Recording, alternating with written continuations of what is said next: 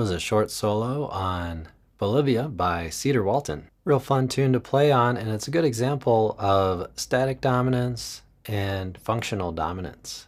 So in this video, we're going to talk about the differences between those two and how we might handle each one maybe a little differently.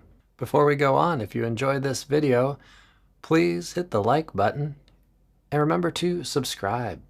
Also, I'd like to hear how you work with static dominance and functional dominance. So we have a section where we have G7, and that's just it for that whole section, maybe except for a brief moment or a beat at the end. So this can fall under the category of the static dominant. So when we play on this part of the tune, we're not really thinking of it like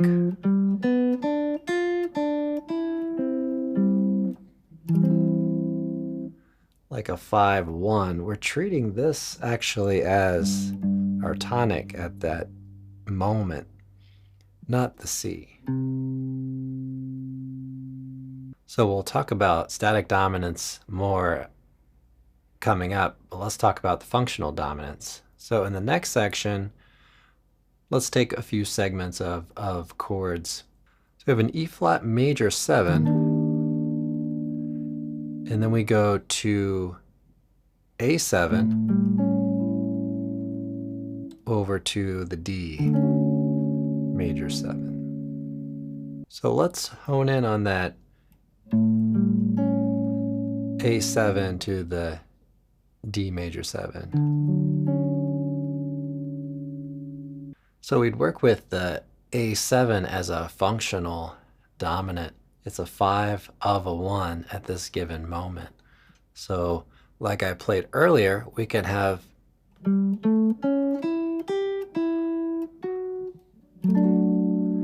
a simple resolution, and that will work because it's functioning as a 5 of 1, at least at this moment in time. But there are a lot of twists and turns on that section. So in these two examples, the G7 just wants to sit there. It doesn't need to resolve anywhere. It's already in the right place. It's already the tonic chord. It's just a certain color of a type of sound. Dominant 7, but it's a static dominant. The functional dominant, like we talked about, just to review, is going to want to resolve to another chord. Simple resolution there, or there. So our lines will be affected by these two different tendencies. So melodically, we can use that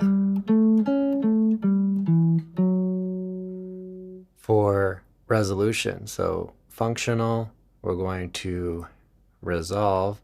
Tension, really asking for release. All sorts of ways that we can handle this kind of thing. We can use diminished type sounds. We can use altered scale.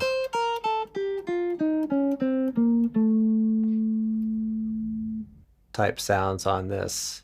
Anything that's going to create tension. And we'll notice in this tune as well that, let's say when we have this A flat 7, it goes to the G major 7. So that's going to be related here to the 5 of G.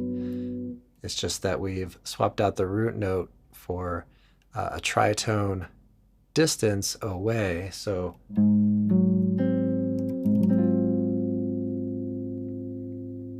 might think of it as a flat 2 over to G, but the concept's really the same.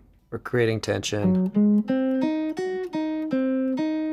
and release.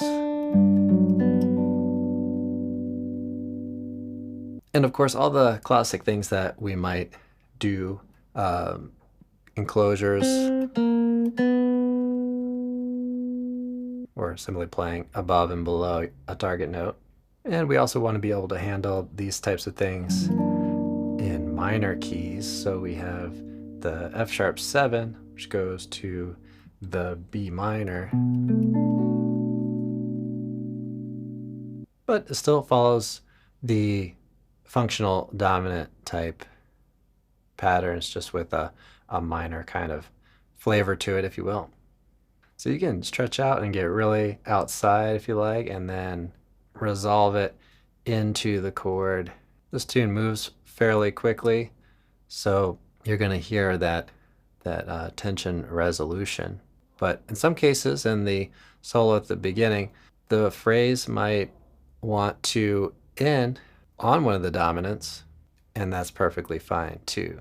We can have the freedom to phrase anywhere we like, but we want to be aware of those functional dominants and how they're tending to move. Now on the static dominant, we can still get pretty chromatic on it, but we may want to keep some basic things in mind. Our consonances are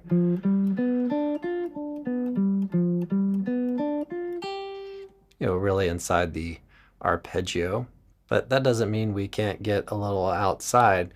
We are just always resolving or creating tension within this chord. So the distinction is that we're not going to another chord.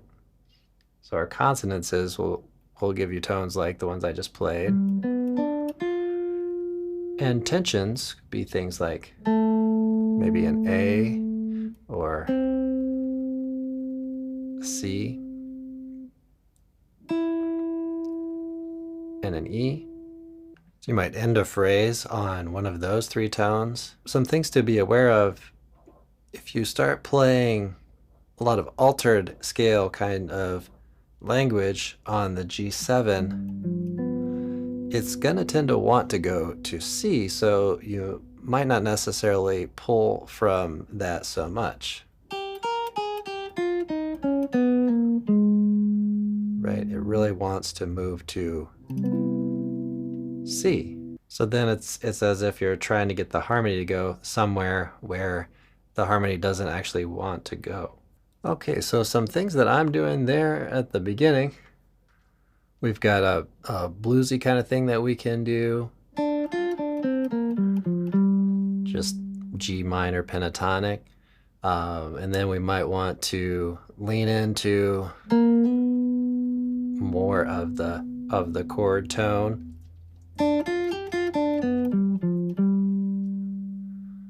Like I said earlier, maybe I'll end a phrase on a tension, which kind of gives us a G9 sort of sound. You can also work with blues scale, the major blues, or also the minor blues. Lydian dominant is another great note collection for working with static dominants. But ultimately, work on creating melodic lines, develop ideas, and there's a lot of room to stretch out on these. So really just enjoy the feel of the rhythm section and kind of stretch out a bit. Play some chromatic tones. You can always work in between some of the tones from any of these scales that I mentioned, and kind of have fun with it. Okay, so we went a little more in depth with the static dominant. Let's go a little more in depth with the functional dominants. So here we want tension and release to work in a bit of a different way. So again, on the A7 to the D, for example, we can color this in all sorts of different ways. The altered scale is great.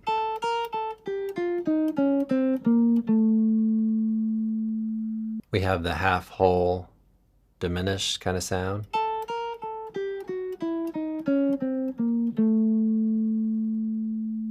tritone substitutions, all those kinds of things that deliver a little tension and then release. So the more tension that we create on that dominant, the more when we go to resolve to the other chord, it just really satisfies the resolution to our ears.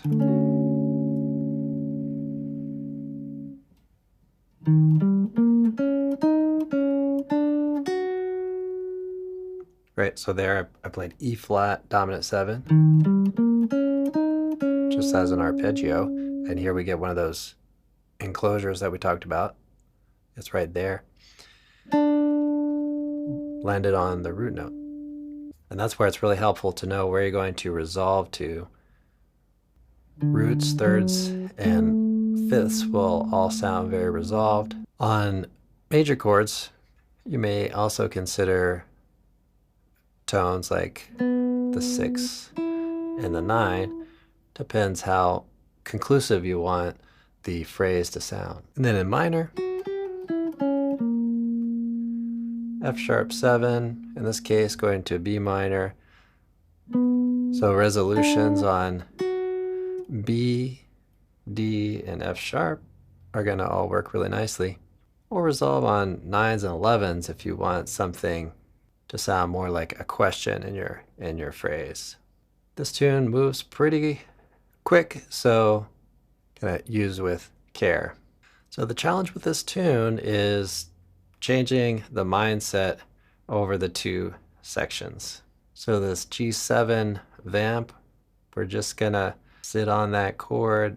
Since it's so very simple, that presents its own challenge, so just be patient on it, let it breathe a little bit, create phrases. The next section, there are a lot of twists and turns, so we want to be able to navigate that and really hone in on the harmony, the harmonic progressions that are working inside of it, especially the 5/1s. So know just where the form changes and how to adapt to each part of this form. Check out some recordings and maybe watch some videos. Okay, so we're asking ourselves on these dominant 7th chords, am I at the destination with this chord, or is this moving to a different destination? So the first being static dominant and the second being functional dominant. I hope this video has helped you out and maybe inspired you to work on this tune a bit. If you want to break past some of those barriers in your improvisation, check out our website, fretprints.com, and sign up for a free trial. Enjoy your practice session, and I'll see you all in the next one.